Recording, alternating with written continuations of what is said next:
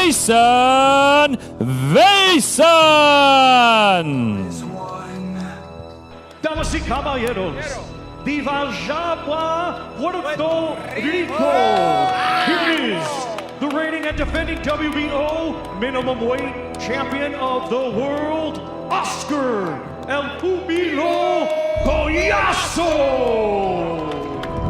Isa na lamang Pinoy na boksingero ang nabigyan ng pagkakataon upang maging isang ganap na world champion. At ito ay walang iba kundi ang ating kababayan na si Jason Vason. Tatangkaing agawin nitong ating kababayan ang tatlong titulo na WBO, WBA at ang The Ring Magazine Lineal title mula sa wala pang talo na Unified World Champion ng bansang Puerto Rico na si Oscar Collazo. Hindi rin biro ang kampiyon na ito dahil marami na siyang pinagapang ng mga Pinoy na boksingero.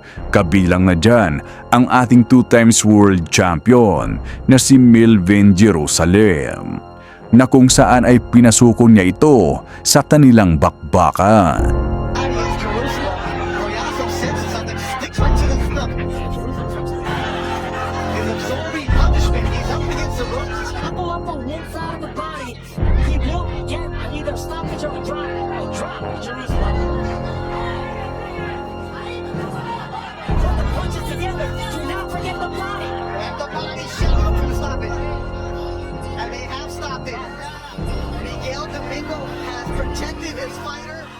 Meron itong nakakatakot na kartada na 12 wins with 9 knockouts at wala pang talo. Habang ang ating kababayan naman na si Jason Vason ay may kartada na 14 wins with 8 knockouts at may isang talo lang. Magaganap ang laban nila ngayong araw ng linggo doon sa Fantasy Spring Casino, Indio, California sa Amerika. Sa laban na to ay walang duda na sobrang napakadihado nitong ating pambato.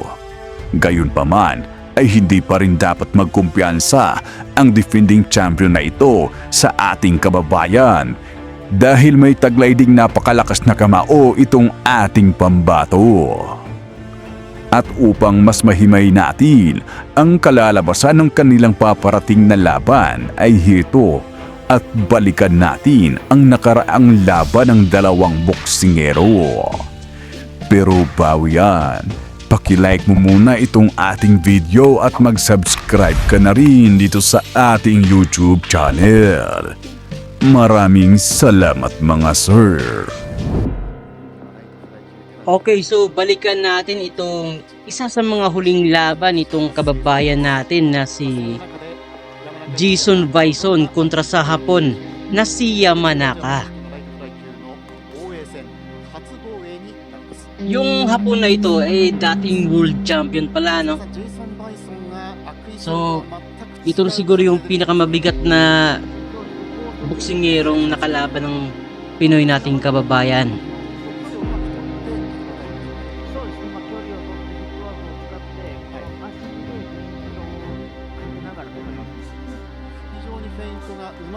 Uy, mabilis din pala yung suntok nitong si Vason, ah. Mabilis yung mga combination niya. Yun, oh, ang bibilis ng jabs.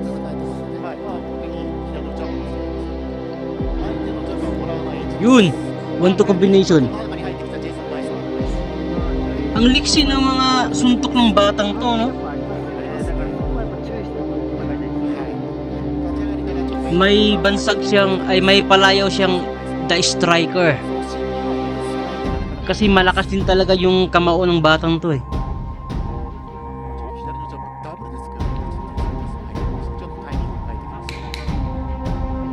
Yun. Ang ganda ng counter, sayang di tumama.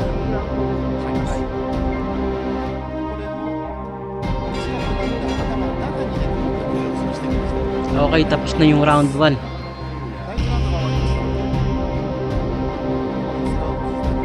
Round 2 na.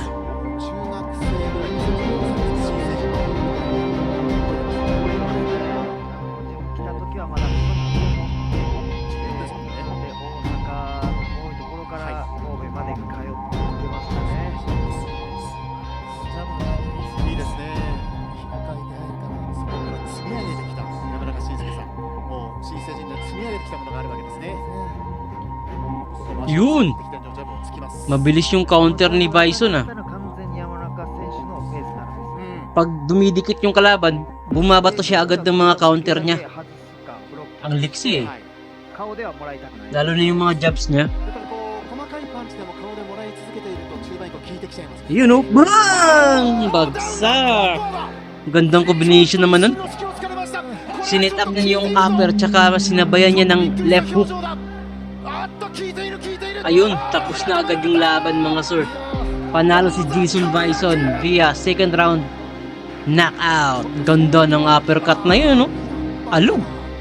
Upper tsaka left hook. Sakto sa panga ng Hapon, eh, oh. Sinalubong niya, eh, no? Bigig.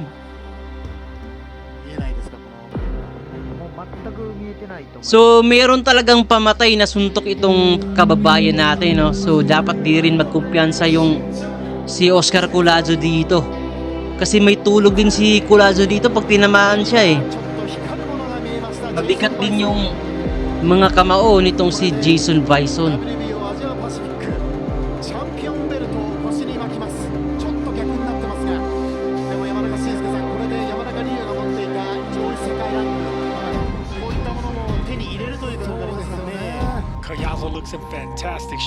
Okay, ito naman balikan natin yung isa sa huling laban naman itong si Oscar Collazo kontra dito sa Thai na boksingerong kalaban niya.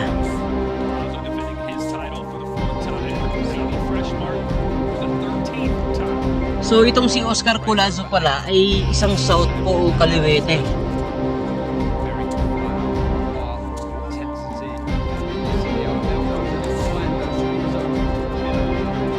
Maliit lang yung boksingero na to pero malakas, no? Malakas tsaka magaling yung skills niya tsaka mabilis din yung ano niya, oh, yung mga suntok niya. Gigi.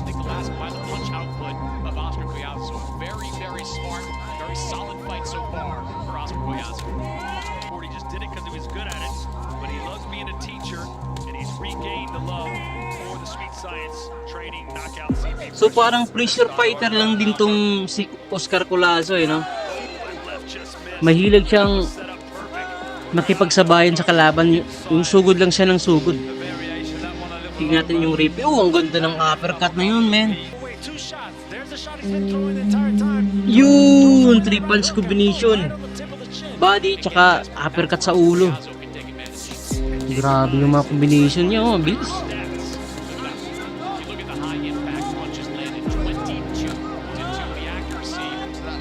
Bigig! Oh! Ang ganda ng mga uppercut niya sa body.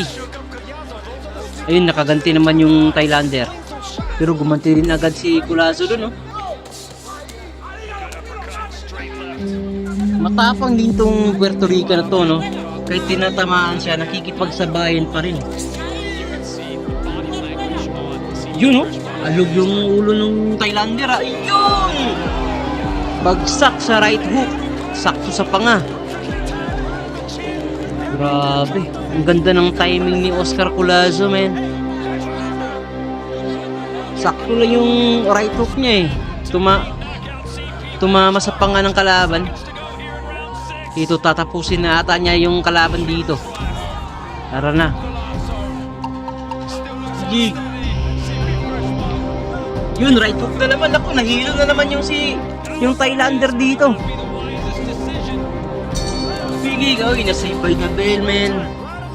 Ang ganda ng right hook counter na yun, eh. Sakto sa panga. Tingnan natin ulit yung replay. Tingnan nyo, yung timing nyo. Bigig! Saktong-sakto yung right hook, eh. Sinabayan niya talaga yung suntok ng kalaban niya. Na-open kasi, tingnan nyo. Yung jab, sinabayan niya yung uppercut, tapos kinounter niya ng right hook sa panga. Sakto.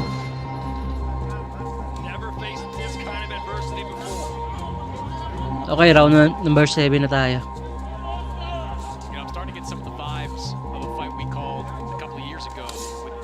So yung kailangang bantayan lang ni Bison dito, yung right hook niya.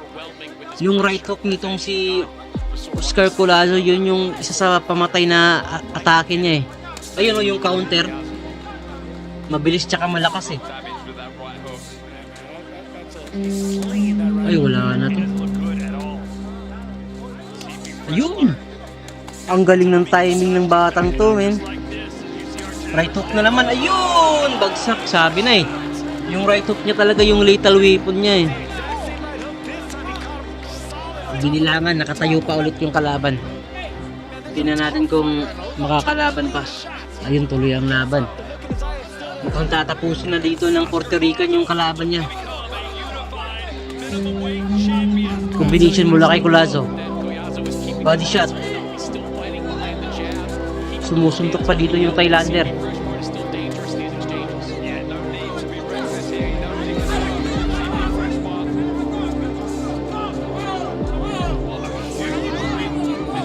Combination. Uy, uppercut. Wala na. Isang left uppercut yung tumako sa laban, men. Grabe yung batang to. Paliwat ka ng suntok. Para yung mabibigat. Tingnan nyo. Paano niya sinitak yung uppercut? Yung sinuntok niya muna sa katawan. Jabs. Ayun yung right hook na counter. Nakita niyong nahilo. Pangalawang knockdown yun dahil sa right hook na counter niya, no? Budiga, tapos na-open yung ano. Yun! Uppercut naman. Tapos may right hook pa pala sa body. Pee! So sa laban mamaya, no, bukas pala. Liamado itong si Oscar Culazo sa kababayan natin. Lamang siya sa skills. Pero sa power, pareho silang malakas ni Vice. So yun lamang ang video natin sa araw na to. Mag-iwan lamang ng inyong komento at huwag mo sana kalimutang mag-like or mag-subscribe. At i-share na rin ang ating video. At muli, daghang salamat.